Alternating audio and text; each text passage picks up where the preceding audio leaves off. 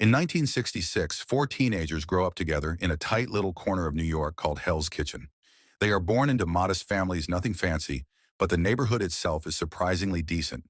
Even though New York City is already busy and modern at that time, Hell's Kitchen is still relatively free of crime, so kids can run around and play outside without constantly looking over their shoulder. The people there look out for each other and work together to keep trouble away. When a drug dealer once tried to bring poison into their streets, the residents did not just chase him off. They punished him in the harshest way possible, by killing him and sending a clear message that their neighborhood is not to be messed with. Like most teenagers, these four boys love getting into trouble. One of them, Lorenzo, is bold enough to steal a tool used by a nun to discipline her female students during church. And you will receive the gift of the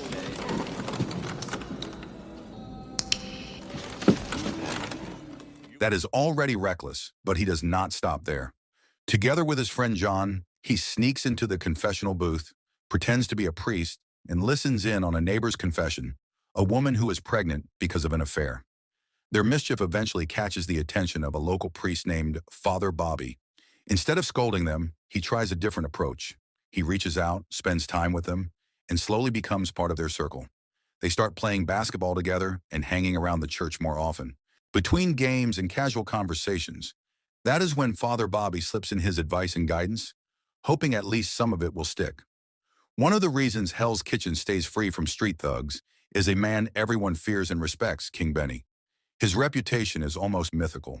When he was younger, rumors say he worked as a hitman for a cartel. His name appears in countless stories that the kids grow up hearing, and that mystery makes Lorenzo even more fascinated by him, until he finally decides to approach King Benny in person. That courage pays off. King Benny eventually gives Lorenzo a job.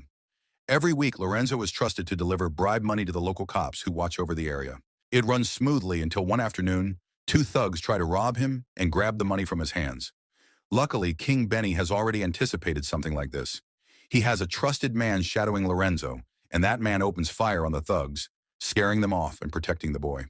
To prevent that sort of ambush from happening again, Lorenzo suggests that King Benny also recruit his friends. If they walk together as a group, nobody will suspect that they are acting as couriers.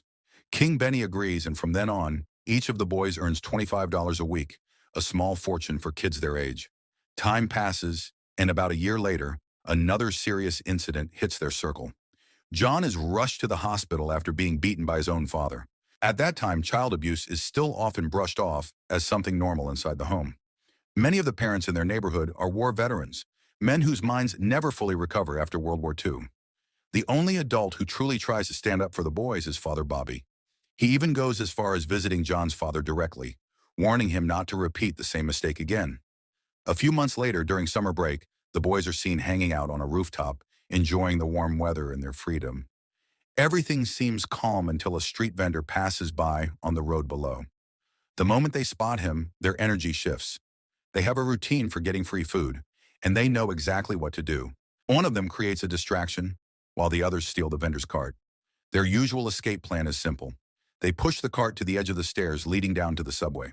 By placing it there, the vendor never dares to touch them. One wrong move and the cart could fall, damaging everything he owns. But this time, things do not go the way they expect. The cart is much heavier than they realize. They lose control and it tumbles down the stairs. But we would all pay a price.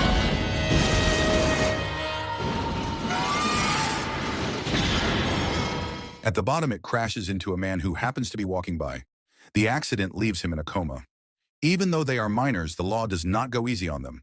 The boys are charged with assault. The day before the trial, Lorenzo meets with Father Bobby.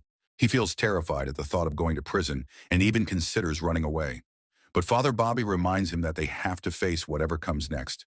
When the court date finally arrives, all four boys stand before the judge, pale and full of regret. The verdict is read. Mike, John, and Thomas receive 18 months of confinement. Lorenzo gets 12 months because, at the exact moment the cart fell, he was not standing there. He had been running from the angry vendor. Instead of being sent to a normal prison, they are transferred to a reform center called Wilkinson. Father Bobby walks with them all the way to the holding area. Before they part, Lorenzo quietly asks him to look after his mother, because at home she suffers beatings from his father. It is a moment no child should ever have to face. That was the moment everything changed. This is Sleepers.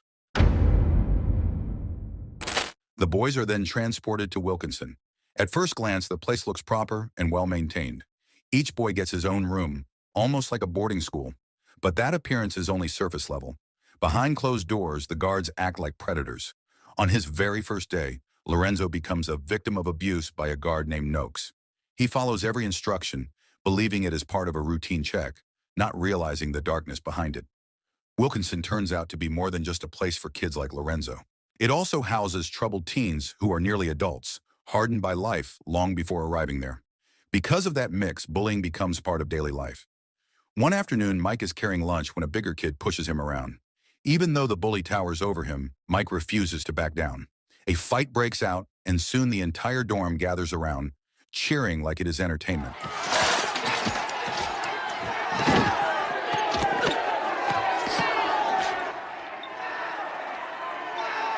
The chaos continues until Noakes steps in and stops everything with barely any effort. It is strange how easily he controls them, even the stronger boys. At first, Mike feels relieved, thinking he has been rescued. But that hope does not last. Instead of addressing the real bully, Noakes blames Lorenzo and his friends. As punishment, he forces them to eat food off the dirty floor. If they refuse, they get beaten. What Noakes does is far beyond allowed rules, but most guards there share the same twisted mindset, so no one stops him. Thankfully, another guard named Boros shows up and saves them from further humiliation. But the damage is done. The incident only fuels Noakes' hatred. That night, he forces the boys into a basement room, where 3 more guards are waiting. Lorenzo assumes it will be physical drills or punishment. But what happens is far worse. The guards abuse them, revealing the darkest side of the institution. A blowjob. There are no clear pictures of the sexual abuse we endured. After that, nothing feels normal anymore. The boys come from violent homes, so they are used to silence, fear, and hiding pain. They have no one to confide in except Father Bobby, who visits every month and tries to make sure the boys are still holding on. But Lorenzo stays quiet, not only because he is threatened by Noakes, but because he feels ashamed and broken. Days pass and the abuse escalates. One of the guards, Ferguson, often sneaks into John's room drunk at night and assaults him. It becomes clear that Wilkinson is not a place of rehabilitation, it is a hunting ground. Sometime later, Lorenzo is shown bruised and beaten, locked in solitary confinement. To understand how it gets this bad, the story goes back a few days earlier. Noakes announces a rugby match. The guards will play against the boys, and senior officials will be watching. Before the game, Noakes warns the 4 friends to lose on purpose, but Mike refuses to let that happen. He recruits Rizzo, a talented athlete and one of the strongest boys in the facility. With Rizzo on the team, they win, embarrassing the guards in front of everyone. That small act of defiance has brutal consequences. Not long after, Rizzo is found dead in his cell. The official report claims pneumonia, but everyone knows exactly who is responsible. 12 months slowly pass. If everything goes according to schedule, Lorenzo will finally be released tomorrow. But the night before freedom arrives, Noakes shows up at his door. He claims he just wants to say goodbye. Instead, the same nightmare repeats itself one last time. The story then jumps forward 13 years. 2 grown men walk into a bar. They are far from ordinary. Over the years, they have become criminals involved in robberies and even murder. When one of them heads toward the back to use the restroom, he unexpectedly crosses paths with someone he recognizes. Someone he never thought he would see again. It is Noakes. He returns to the table, tells his friend, and the decision is immediate. They approach Noakes and reveal who they are. These men are John and Thomas, once innocent boys who were abused and destroyed inside Wilkinson. After years of carrying trauma and rage, they finally have the chance to strike back. John delivers the first blow, using molten lead to permanently destroy the man who once controlled their lives.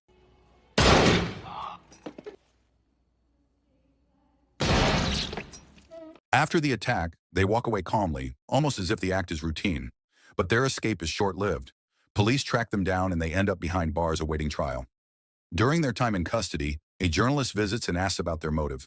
That journalist is Lorenzo. Soon the story shifts again. Mike is now an adult and has built a career as a prosecutor. And in a twist that is not accidental, he becomes the one assigned to handle the murder trial of John and Thomas. This is not fate. This is his plan. The real reason Mike became a lawyer was to one day seek justice in his own way. Over the years, Mike has quietly tracked down the guards who abused them in Wilkinson. One became a police officer, another became addicted to gambling. One now stands on church stages preaching redemption, pretending to be a changed man while enjoying a respected government position. That hypocrisy fuels Mike even more. The plan for the trial is already in motion. It must be done carefully, without John or Thomas knowing. If they knew, they might react emotionally and ruin everything. Mike selects a defense attorney they can manipulate. Someone unpredictable, reckless, and desperate. His name is Danny. He has not won a case in over a year because of his drinking problem, but that flaw also makes him useful. Meanwhile, Lorenzo is sent to act as the bridge between everyone involved. One of his tasks is convincing King Benny to intervene. Using his influence, Benny can intimidate witnesses and silence anyone who might jeopardize the plan. The murder happened in Hell's Kitchen, so the territory belongs to Benny. His word still holds weight. There is one more concern. If John and Thomas learn that Mike, their childhood friend, is the prosecutor, they might panic or demand a replacement. To prevent that, Lorenzo visits Carol, John's girlfriend, and explains everything. The hope is simple. When the trial begins, Carol will be the steady voice that keeps John under control. A few days later, King Benny delivers news. He has managed to pressure 2 out of 4 witnesses into backing out of the trial. The remaining 2 are outsiders, not part of the community, which makes them harder to influence. King Benny agrees to help partly because John and Thomas still work under him, and partly because he feels he owes something to Lorenzo, who has known him since childhood. This plan is no longer just about revenge. The goal now is to make sure John and Thomas walk free. To do that, Mike gives Lorenzo a new task. They need a credible witness who can create an alibi and convince the court that John and Thomas were somewhere else when the murder happened. The witness cannot be just anyone. It must be someone respected, someone whose word carries weight. So the next night, with Carol by his side, Lorenzo visits Father Bobby. This becomes one of the most difficult moments. Asking a priest to lie in court goes against the law, morality, and his own faith. Every witness is required to swear on the Bible. To justify the request, Lorenzo has no choice but to finally reveal everything that happened 13 years ago. Even if every word Lorenzo says is true, giving false testimony is still a grave sin. Because of that, Father Bobby does not give an answer right away. Meanwhile, the trial continues. The remaining witnesses show up in court, and Mike keeps playing his public role as prosecutor. He questions them as if he truly wants John and Thomas convicted. But hidden behind each question is a trap, carefully constructed so the defense can dismantle the testimony later. The goal is to make the jury believe the witness was drunk and never clearly saw the killer's face. Conveniently, the witness already has a known history of alcohol problems. What makes the moment ironic is how brilliant Danny suddenly appears in court. In reality, everything he says is scripted by Mike. He simply reads what was prepared for him. While the legal strategy unfolds, the boys also begin targeting the guards who abused them long ago. The first is Adam Styler, now working as a police officer. Lorenzo meets with a high-ranking cop and hands over evidence. With the help of King Benny's connections, they uncover proof of bribes and drug deals, enough to send Adam to prison. During all this, Lorenzo keeps checking in with Father Bobby. A week passes, and the priest still has not made a decision. The trial resumes. Mike continues working to prevent the real motive from surfacing. The good news is that the murder weapon still has not been found. No gun, no solid evidence. Wherever it ended up, King Benny likely made sure it disappeared permanently. If everything stays on course, there is a real chance John and Thomas may walk out of that courtroom free. In the middle of all the preparation and chaos, Carol secretly reaches out to Mike and asks to talk. Before she ever dated John, she and Mike had been together since they were teenagers. She waited for him while he served time in Wilkinson. But when he finally came home, he was no longer the same person. The confident boy she once knew had turned quiet and distant, afraid of even simple intimacy. After hearing Lorenzo's confession about what happened inside Wilkinson, Carol finally understands why Mike changed so drastically. Meanwhile, King Benny calls Lorenzo again with news. He has tracked down another former guard, Edison. The man owes a large debt to a loan shark, and through connections, King Benny has taken control of that debt. But the plan goes even deeper.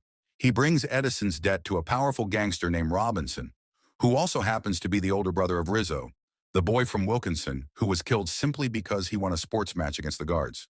By shifting the debt, King Benny ensures Robinson can confront the man responsible for his brother's death. The next day in court, Mike asks the judge to allow a new witness. It is Ferguson, one of the guards who used to sneak into John's room while drunk and abuse him.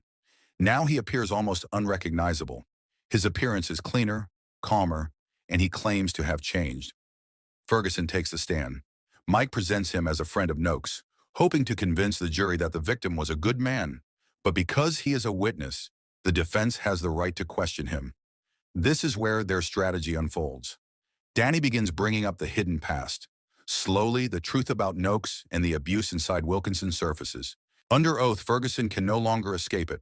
He breaks down, crying as he admits everything. Was there ever any sexual abuse at the Wilkinson home for boys? Mr.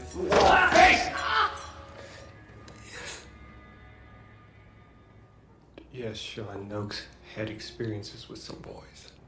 With you and Mr. Noakes? Yes. In a single moment, the jury's view of Noakes shifts. Sympathy turns into disgust. For many watching, it feels justified that someone like him would be killed. After testifying, Ferguson is arrested for his crimes against minors. Mike has used him exactly as planned. At the same time, Edison faces the consequences of his own actions. Because he cannot pay his debt, he is beaten and ultimately killed by Robinson, delivering personal justice for Rizzo.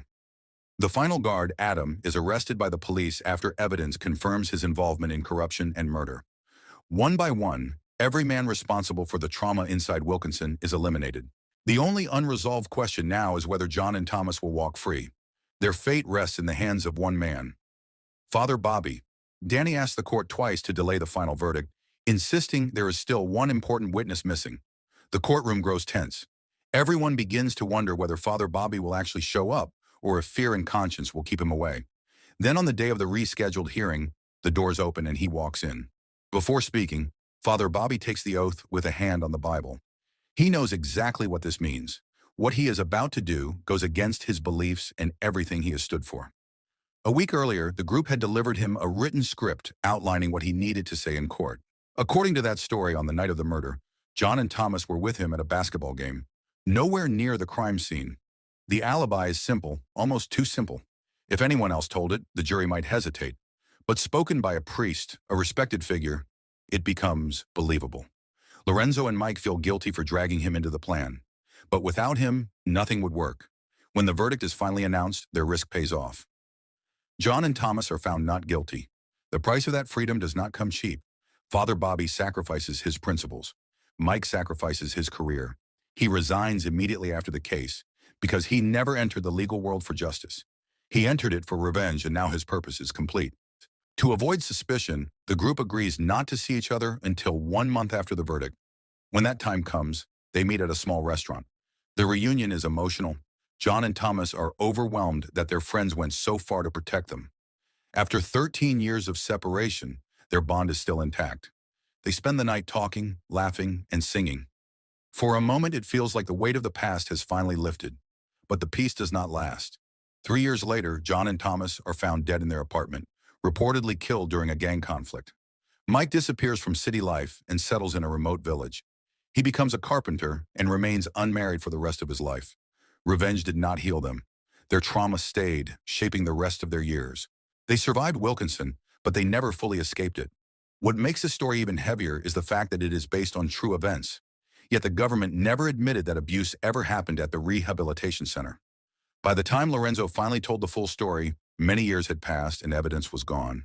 So the moral of the story is sometimes the scars people carry are far heavier than the justice they finally get.